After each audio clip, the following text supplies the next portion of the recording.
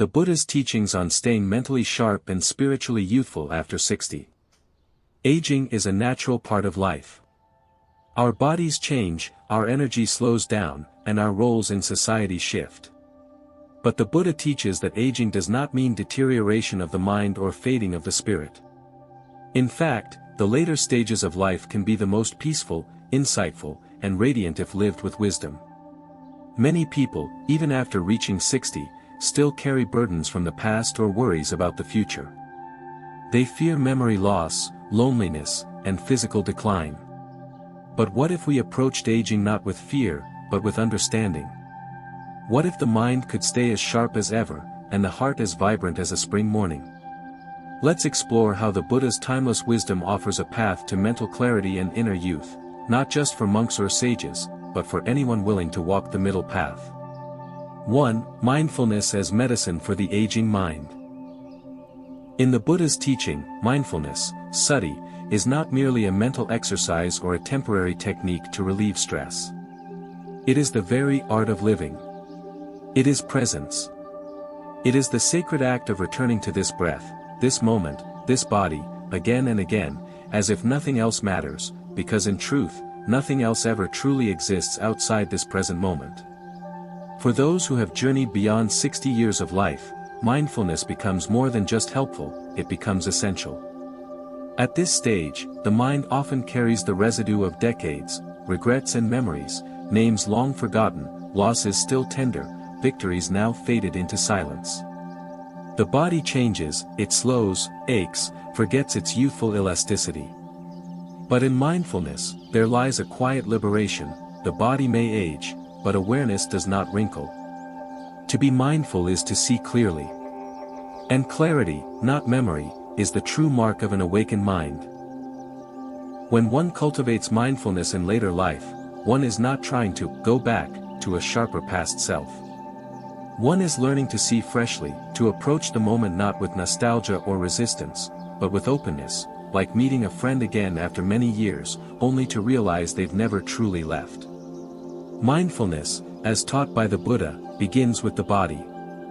Not in theory, but in practice. Breathing in, I know I am breathing in. Breathing out, I know I am breathing out. This simple act, anchoring the mind in the breath, is a doorway into presence. For the elder practitioner, this breath is not taken for granted. It is precious. It is sacred. And in that reverence, mindfulness deepens. The aging mind often wanders, not because it is weak, but because it is full. Full of stories, identities, attachments, and conditioning accumulated over decades. Mindfulness offers a gentle clearing. Like the sweep of a broom across a temple floor, each moment of awareness brushes away just a little more dust. Not to empty the mind, but to make space for what is real. Scientific studies now affirm what the Buddha knew over 2,500 years ago, that mindfulness can sharpen cognitive function, enhance memory, reduce anxiety, and even slow the progression of age-related mental decline. But these findings, while useful, barely scratch the surface of what mindfulness truly offers. Because mindfulness is not only a tool for the brain, it is nourishment for the heart. When a person past 60 begins to live mindfully, something profound happens. Time slows down. Not because the clock changes, but because perception deepens. A sip of tea becomes an entire ceremony. The sound of birdsong in the morning is no longer background noise, but a call to wakefulness. The wrinkles on one's hand become a text written in the language of life, and with mindfulness, one can read it. Mindfulness also transforms relationships. For many elders, loneliness becomes a quiet companion. Children grow up. Friends pass away. The world moves fast and often forgets those who walk more slowly. But mindfulness reconnects. It allows the elder not to grasp for attention or relevance, but to become present, truly present, in any interaction, whether it's a short conversation, a shared meal, or a simple glance. The mindful presence of an elder is not empty, it is deep. It carries the weight of lived wisdom and the lightness of non-attachment. In Buddhist tradition, the mind is often compared to a mirror. Over time, Dust collects on its surface, distractions, desires, fears. Mindfulness does not change the mirror, it simply wipes it clean.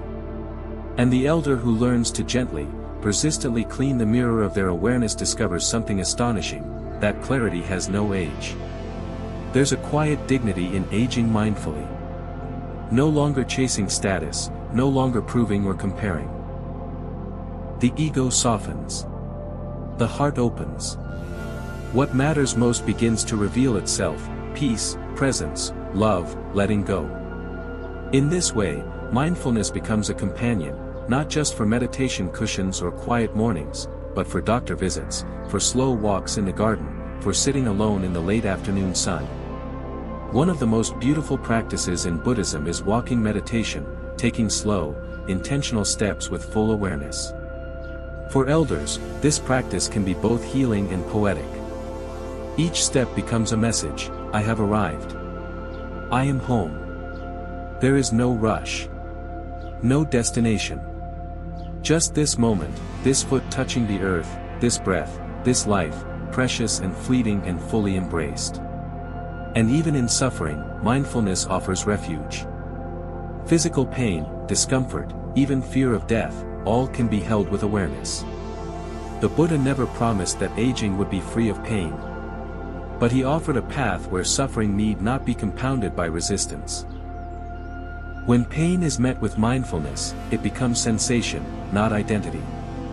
When fear is observed with kindness, it loses its grip. There's a teaching in the Satipatthana Sutta, the Buddha's foundational discourse on mindfulness, that reminds us to be mindful of the impermanence of all things, even of mindfulness itself. For the elder practitioner, this is not depressing, it is liberating. Knowing that everything is passing, one can let go more easily. One can live with less fear, more grace. Imagine two elders: one resists aging, clinging to memories, complaining of aches, always looking backward. The other embraces mindfulness, greets each morning with awareness, walks slowly but fully alive. Their bodies may look the same. But inside, they are worlds apart. The second is not just growing old, they are growing conscious. This is the promise of mindfulness as medicine for the aging mind, not that it will stop time, but that it will awaken us to time's sacredness. Not that it will make the body young again, but that it will reveal the timeless truth of our being, that beyond form, beyond thought, we are awareness itself. And awareness does not age. 3. Detachment, freeing the mind from mental weight. To age is to shed. But while the body gradually releases its strength, flexibility, and youthful form, the mind often holds on tightly, fiercely to all it believes it cannot afford to lose. The Buddha, with the clarity of one who sees beyond the illusion, gently reminds us, it is not aging that burdens us, but our resistance to it. In the Dhamma, the practice of non-attachment, upekkha, is not a cold indifference, but a radiant balance, a deep inner stillness that remains undisturbed by the tides of gain and loss, praise and blame, joy and sorrow. For one who has crossed the threshold of 60, this teaching does not come too late, on the contrary, it arrives at the perfect time. It comes like a breeze through a heavy room, not to take anything away, but to make space for peace. The misunderstanding that detachment is a denial of love, experience, or memory is common. But in truth, non-attachment does not mean non-involvement. It means engaging with life fully, but without clinging. Without demanding permanence in a world that was never meant to offer it. At this stage of life, one may be asked, either by circumstance or subtle inner call, to let go of many things. The identity once built around career, now retired. The appearance once admired, now softened by time. The roles of parent or provider, now reshaped or reversed. The approval of others, which once mattered, now drifting like autumn leaves. To hold tightly to these things is to anchor the spirit to what is already fading. But to release them, consciously, lovingly, is to rise above the passing and glimpse the eternal. Attachment is the root of suffering, the Buddha taught. And in another place, he said, whatever you cling to, you are bound by. This is not merely about letting go of external things. The deeper letting go, the one that leads to true freedom, happens internally. It is the release of old narratives, identities, and beliefs that once served us, but now only crowd the mind and harden the heart. An elder who still carries unresolved resentment, buried guilt, or pride over past victories is not aging, they are accumulating. And this accumulation becomes a weight, dragging the mind into loops of memory and comparison, robbing the present of its freshness. But imagine the opposite, a 70-year-old who sits peacefully, free from bitterness, smiling gently even in solitude. Their face glows not from youth, but from inner light. Their eyes carry not ambition, but presence. Such a person has not given up on life, they have simply given up the unnecessary. And in doing so, they have made space for truth. Letting go, as the Buddha taught, is not about losing what we love. It is about seeing clearly that nothing ever truly belonged to us in the first place. This body, this name, these relationships, this life, all are gifts, briefly held, beautifully fleeting. When we stop grasping, we begin to appreciate them for what they are, passing clouds in the wide sky of awareness. For the aging mind, this realization can bring immense relief. No longer needing to compete, to impress, or to prove oneself, the mind softens. The heart opens. There is a kind of sacred emptiness that appears, not the emptiness of absence, but the emptiness of space. Room for peace. Room for compassion. Room for being. There is a parable in Buddhist tradition of a man crossing a river on a raft. Once he reaches the other side, the Buddha asks, should the man continue carrying the raft on his shoulders, just because it helped him once? Of course not. The raft was useful for the crossing, but it must be left behind when no longer needed. So too with our identities, roles, and attachments. They carried us through important crossings in life. But there comes a time when they must be put down, not with regret, but with gratitude. This is the wisdom of detachment, to know what to carry, and when to let go. Practicing detachment in later life does not mean withdrawing from the world. In fact, it often allows one to love more deeply. Why? Because love, when not mixed with attachment, becomes pure. It is no longer based on need, control, or fear of loss.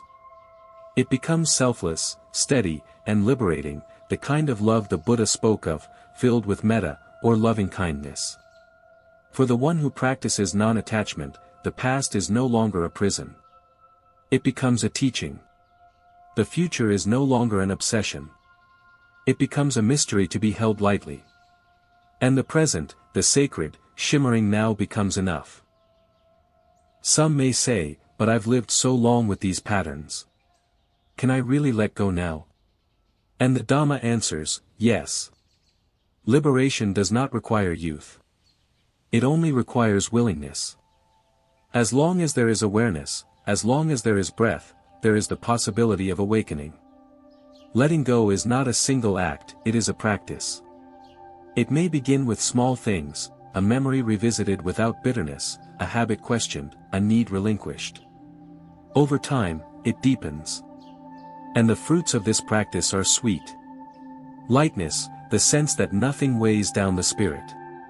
Clarity, the vision to see what truly matters. Compassion, the capacity to forgive oneself and others. Freedom, not from life, but within life. In the twilight of life, detachment becomes not just a path, it becomes the sanctuary itself. It is what allows one to age not with fear, but with reverence. Not with sorrow, but with serenity. In the words of the Zen master Thich Nhat Hanh, letting go gives us freedom, and freedom is the only condition for happiness. To walk through the later years of life free of mental baggage is not to have less, it is to finally see that what we have always been seeking has been here all along, peace in the present, and a mind unburdened by clinging. 3. Living with purpose through compassion and wisdom. There comes a time, often after 60, when the noise of ambition begins to soften, and the soul turns inward, seeking not accomplishment, but meaning. Many call this retirement, as if one is stepping away from purpose. But in the light of the Buddha's teachings, this time is not a retreat, it is a return. A return to the essence. A return to what has always been true, but perhaps hidden beneath decades of doing. We are here to awaken, to understand, and above all, to love. The Buddha spoke often of two great qualities that guide one toward liberation: wisdom, prajna, and compassion, karu. These are not traits reserved for monks in saffron robes or scholars of ancient texts. They are the birthright of the human heart, and like seeds, they are meant to grow, often flourishing most beautifully in the soil of age. After 60, when the body slows and worldly roles fall away, these two wings of the spirit, compassion and wisdom, can finally spread wide. This is not the decline of life. It is its blossoming. If the first half of life is about gathering, the second is about giving. If youth is about becoming someone, old age is about being no one, and in that, becoming everything. In the teachings of the Buddha, wisdom is seeing things as they are, free from illusion. It is the clear recognition that all things are impermanent, interdependent, and ultimately empty of separate self. This is not a cold truth. It is a liberating one. And it often comes gently with age, through lived experience. The elder who has lost loved ones, faced illness, watched empires rise and fall within their own home, does not need convincing that life is uncertain. They know it, in their bones. But wisdom alone is not enough. It must be softened by compassion, or it becomes dry, distant. Compassion, the spontaneous wish for the freedom of all beings, gives wisdom its warmth. It is what turns insight into action, and clarity into care. And it too grows with time. Life humbles us. Suffering opens us. And slowly, the heart becomes tender, not fragile, but vast. An elder who lives with compassion does not need a platform or a pulpit. Their presence itself becomes a teaching. The way they listen, without interruption. The way they greet others, without judgment. The way they remain calm in the face of difficulty, not because they are indifferent, but because they have seen enough to know, this too will pass. Such a person is not useful in the conventional sense. They may not build empires, write books, or lead movements. But they offer something more rare, a refuge. In their presence, others feel safe.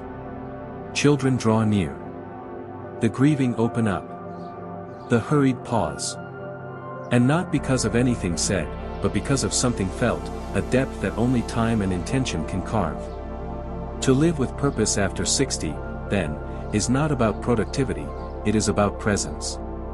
It is not about results, it is about relationship. Relationship to others, to the earth, and to one's own unfolding awareness.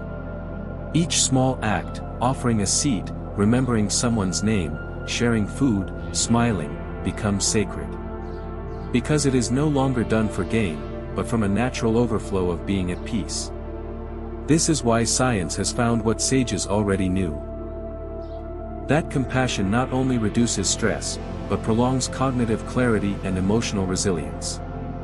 A heart engaged in service, a mind turned toward understanding, these are antidotes to the isolation and despair that often come with age. More than vitamins or exercises, it is meaning that sustains the mind. But this meaning is not something to seek out in the world. It is something to awaken within. It arises when one shifts the question from, what can I do for myself, to, what can I offer to life? And the answer need not be grand. Sometimes, the most profound offerings are the simplest. Sitting silently beside a friend in pain. Watering a plant with intention. Sharing a story from long ago, not to impress, but to connect. Looking at another being, human or not, and silently wishing them peace. These acts are small, but they are the fabric of compassion in action. And they renew a sense of purpose, not one driven by ego, but by interbeing, the Buddhist insight that nothing exists in isolation. To live with compassion is to understand that my joy is not separate from yours, and my awakening is not complete without yours.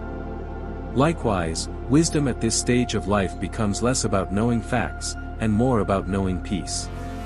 It is the wisdom to let go of what no longer serves. The wisdom to speak less, but with greater depth. The wisdom to accept uncertainty, and yet not fear it. It is a wisdom that no longer seeks to change the world, but to be fully present with it, exactly as it is. And from this presence, life flows more gently. Conflicts dissolve faster. Apologies come easier.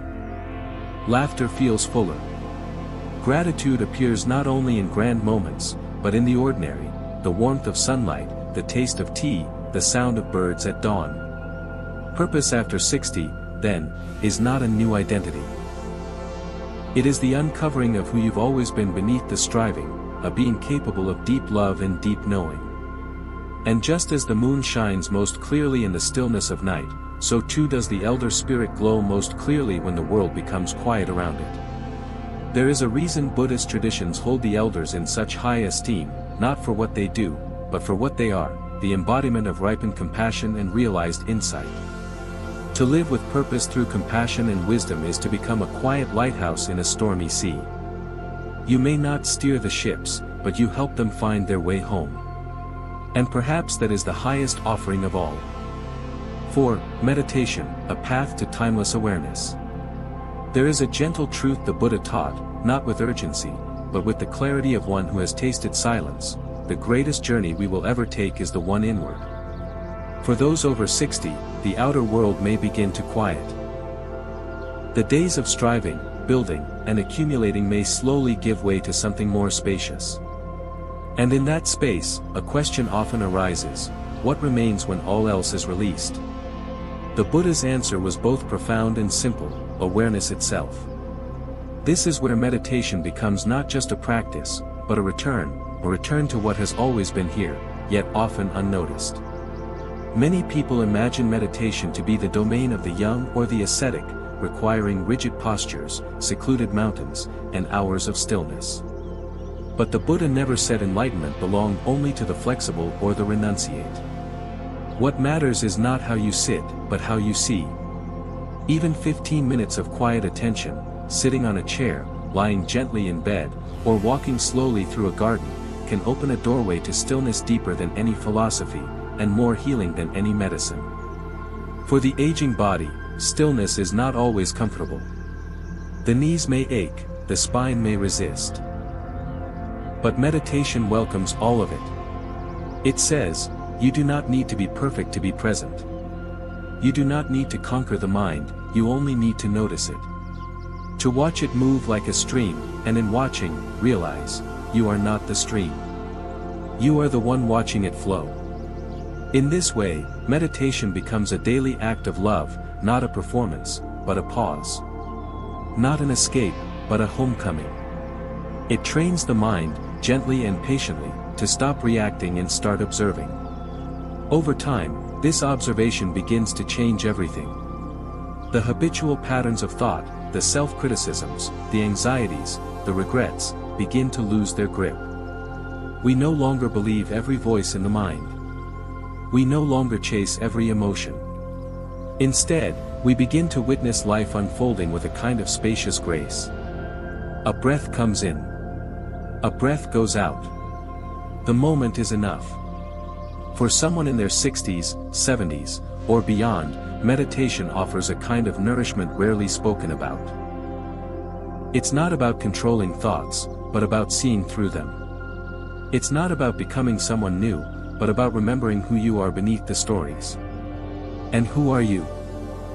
Not the wrinkles on the skin, nor the memories in the scrapbook, nor the name etched on achievements.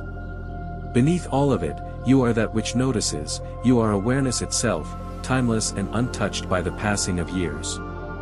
Meditation brings this awareness into light, not through effort, but through surrender. And in that surrender, something remarkable happens: fear begins to dissolve. The fear of aging, of being alone, of becoming irrelevant, of dying, all are rooted in misidentification. We think we are this body, this mind, this personality. But the deeper the meditation, the clearer it becomes: we are the vast stillness in which all these things arise and pass away. The body may change. The mind may falter. But awareness remains, quiet, clear, and undiminished. This realization is not merely philosophical. It is deeply practical. Meditation improves sleep. It reduces anxiety. It helps elders respond to challenges with more calm and less confusion. It sharpens focus and enhances emotional resilience. But beyond these measurable benefits lies the unmeasurable gift, the direct experience of peace. And peace is not something added. It is what is revealed when everything else is laid down. For elders who meditate, each session becomes a sacred offering. Not to the world, but to the heart. A quiet place to return to again and again. The outer world may grow louder, or quieter, or unfamiliar. But within, there is a stillness that does not move. Even walking meditation, which the Buddha himself taught with great reverence, becomes a beautiful doorway for the aging practitioner. With each step, one touches the earth with mindfulness. One feels the body moving, not with force, but with grace. Thoughts may come. Memories may surface. But in each step, we can silently affirm, I have arrived. I am home. This home is not made of walls or years. It is made of presence. There is also a growing beauty in aging that meditation reveals. The ability to listen more deeply, not only to others, but to life itself. In youth, we often react. In age, with mindfulness, we begin to respond. The space between stimulus and reaction expands. And in that space, wisdom is born. Meditation is not just about silence, it is about becoming intimate with life, with joy, sorrow, pain, and beauty, without resistance. It invites us to sit with grief without drowning in it. To greet joy without grasping at it. To allow life to move through us like wine through trees, felt, but not possessed. And if one has lived for 6 or 7 decades, the mind has surely collected many things, praise and blame, pride and regret, love and heartbreak. Meditation offers a place to lay these things down. Not to forget them, but to let them rest. In the quiet of meditation, we no longer ask life to be different. We no longer chase fulfillment. We simply return to what is, and in that returning, we find a fullness that the world could never give. In Buddhist monasteries, there is a tradition of bowing before one sits to meditate. This bow is not toward a god or statue. It is a bow to this moment, to the opportunity to wake up, to the gift of being alive. For an elder, this bow carries even more weight, a gesture of gratitude for every breath that still arrives, every heartbeat that still pulses, every moment still given. To meditate after 60 is not to learn a new technique. It is to remember something ancient. Something sacred. It is to become still enough to hear the whisper of the eternal inside the silence of now. And so, as the sun sets more gently in the later decades of life, meditation becomes the flame that never flickers, the light that does not age, the presence that has been with us from the beginning. Sit. Breathe. Watch. And know, what you are searching for is already here. 5. Gratitude and simplicity, the secret to lasting joy. In the modern world, success is measured in numbers, of possessions, followers, accomplishments. So when one steps into the later decades of life, there can be a subtle ache, a whisper of irrelevance. The pace slows. The spotlight shifts. The applause fades. But the Buddha, ever the revealer of deeper truths, gently invites us to see life from another view, one not driven by gain, but by grace. He taught that contentment is the greatest wealth, not because it adds anything, but because it reveals that nothing more is needed. Health is the greatest gift, contentment the greatest wealth, faithfulness the best relationship. Dhammapada. What if aging is not a descent, but a distillation? A stripping away of the unnecessary, so that what is true can shine more clearly. This is the beauty of gratitude and simplicity. They are not luxuries. They are not reserved for the spiritual elite. They are available to anyone, especially those who have lived long enough to see through the illusion that more always means better. Gratitude begins with a shift in attention. It does not wait for perfection, It notices the ordinary and calls it sacred. The warmth of morning sun on fragile skin. The sound of wind passing through trees. The familiar voice of a loved one on the phone. The quiet pulse of one's own heart, still beating, still here. For the elder who lives with gratitude, each of these becomes a miracle. Not because they are rare, but because they are seen. This seeing, this reverent awareness, opens the door to joy. Not the explosive joy of youth, but the quiet joy of being, steady and deep. And the beautiful truth is, gratitude multiplies what it touches. The one who says, "Thank you," for one flower begins to see a garden. The one who is thankful for one moment begins to taste eternity. But gratitude does not arise in a cluttered life. That is why the Buddha so often spoke of simplicity, in speech, in action, in desire. He knew that the more we accumulate, the more we must protect. The more we chase, the more we fear losing. Simplicity is not deprivation. It is freedom. An elder who simplifies their life, who reduces not only possessions, but expectations, comparisons, and demands, begins to live lightly. The house may be smaller. The calendar less full. But the spirit expands. Because space has been made for peace to enter.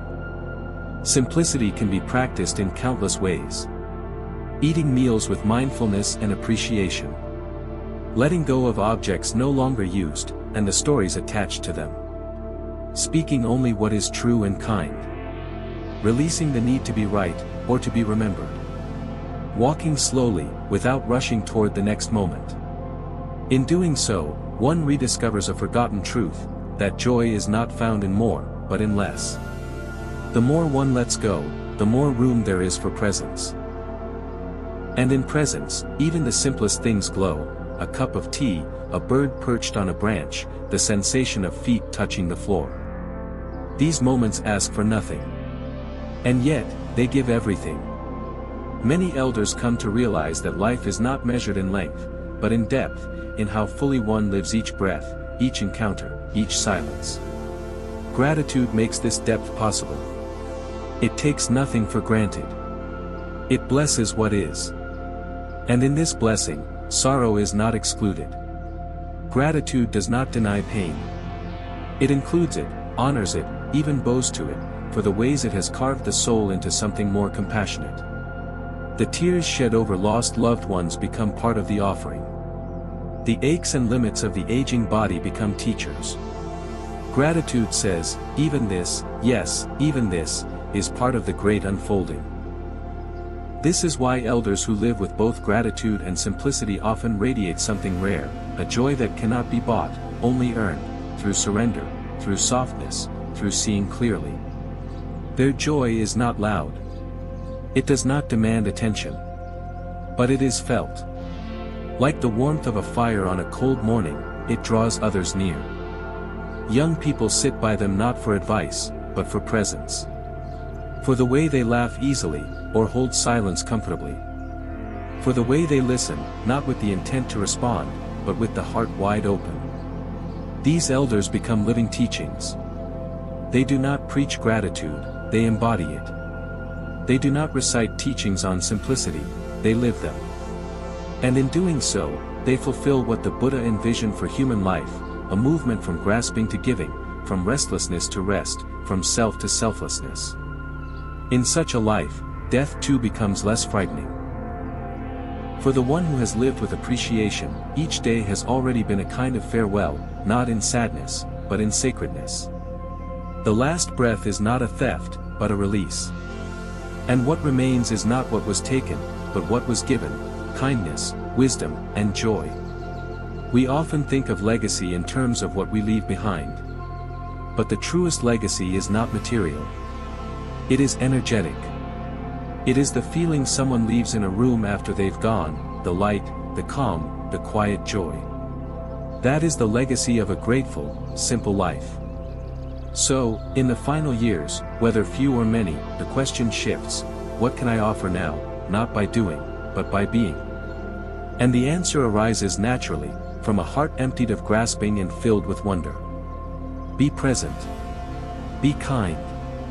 Be thankful. Be simple. For in doing so, we do not fade. We shine. 6. Reframing aging as a spiritual invitation. What if the passing of years was not a loss, but a call? Not the dimming of life's flame, but the clearing away of smoke, so that the light might finally be seen in its purest form. In the noise of modern culture, aging is often painted as a slow unraveling, a fading of beauty, relevance, and power. But in the Dharma, the story is different. The Buddha did not speak of aging as a failure, but as a sacred threshold. He saw it not as an ending, but as an invitation, a time when the heart, no longer distracted by the pursuits of youth, becomes ready to listen to what has always been whispering underneath. For many in Buddhist cultures, reaching the age of 60 and beyond is not a signal to withdraw from life, but to deepen one's relationship with it. In Thailand, Myanmar, Sri Lanka, and elsewhere, it's not uncommon for elders, even after raising families or completing careers, to ordain temporarily as monks or nuns, or to spend time in retreat. This is not escapism. It is returning home to what matters most. This reframing is vital in a world that worships productivity and performance. It asks, what if the true purpose of life is not what you do, but who you become in stillness? Aging becomes not a process of shrinking, but of refining, of peeling back the layers of identity, ego, and desire, until what remains is the quiet clarity of being itself. Think of the journey of the Buddha himself. He did not withdraw in old age. He did not retire to comfort or passivity. He continued to walk, teach, and embody compassion until his final breath at age 80. His last teachings were not technical, but tender. As his body weakened, his wisdom deepened. And in his last words, he left behind not despair, but direction. All conditioned things are impermanent. Strive on with diligence. These words are not meant to frighten, but to awaken. Time is fleeting, yes, but within that truth lies power. There is no better moment than now. Not yesterday, with its regrets. Not tomorrow, with its uncertainty. But now, this breath, this awareness, this step. And what does it mean to strive with diligence in the later years of life? It does not mean chasing perfection or renouncing all comfort. It means turning inward with gentle courage. It means being willing to sit with your own heart, its joys and its wounds, and to meet yourself, perhaps for the first time, without distraction. This striving is inward. It is the daily work of spiritual ripening. Releasing old burdens of identity, the need to be strong, important, or admired. Forgiving oneself and others, not because it's easy, but because the weight has become too much to carry. Offering kindness, even when no one is watching. Watching the breath, not to control it, but to remember that you are alive. In truth, the later years of life may be the ripest ground for awakening. Youth is often full of noise, ambitions, relationships, desires pulling in every direction. But as one crosses 60, the world's volume lowers. Losses come, of roles, of loved ones, of health, but in their place, something more subtle can arise, space. And in this space, silence speaks. Some may choose to deepen their path through formal practice, daily meditation, chanting, studying scripture, or serving others selflessly. Others may simply live with greater mindfulness, drinking tea slowly, walking with attention, or listening with the kind of presence that heals without words. Whatever the form, the essence is the same, to shift from outer achievements to inner realization. To ask not, what have I built, but what have I understood? Not, how long will I live, but how fully am I living now? This is the time to honor the sacred questions. To let them ripen in your chest, even without clear answers. Aging is not a problem to solve, it is a koan to live into. What is left when everything is stripped away? What is the nature of the one who sees, even now? The teachings say that the body is a vehicle, not the destination. As the vehicle begins to wear, it reminds us, don't mistake the chariot for the journey. Go inward. Go deep. There is something in you that is not aging. Something that has been watching since the beginning. Meditation, reflection, simplicity, these are the ways we meet that which does not change. And if we accept this invitation, to live not just long, but awake, then aging becomes luminous. Every wrinkle becomes a sutra. Every step, a prayer. Every goodbye, a practice in letting go. There is a quiet dignity in an elder who has answered this call. They no longer try to prove or perform. They simply rest in being. And in that being, others find refuge, not because the elder has answers, but because they have presence. To reframe aging as a spiritual invitation is to reclaim the soul of life itself. It is to move from doing to being, from striving to stillness, from noise to knowing. And this does not require a monastery or a forest. It can happen in your home, in your garden, in the way you fold clothes or greet the morning. All of life becomes a temple when met with awareness. Every moment, a mantra, this is it. This is enough. The Buddha's teaching remains clear and tender. All conditioned things are impermanent. Strive on with diligence. Not with pressure, but with presence. Not with urgency, but with devotion. You are not too old. You are not too late. In fact, you may be right on time. In conclusion, a youth that time cannot touch. To grow older is inevitable. But to grow wiser, kinder, and more present, that is a choice. The Buddha did not offer us a fountain of youth for the body. But he gave us something far greater, a path to eternal freshness of mind, clarity of heart, and freedom from suffering. So if you are past 60, or if you love someone who is, remember, this is not the end of the story. It is the beginning of a deeper one. One that walks not toward decline, but toward the light within. Stay mindful. Let go. Live with compassion. And you will never truly grow old.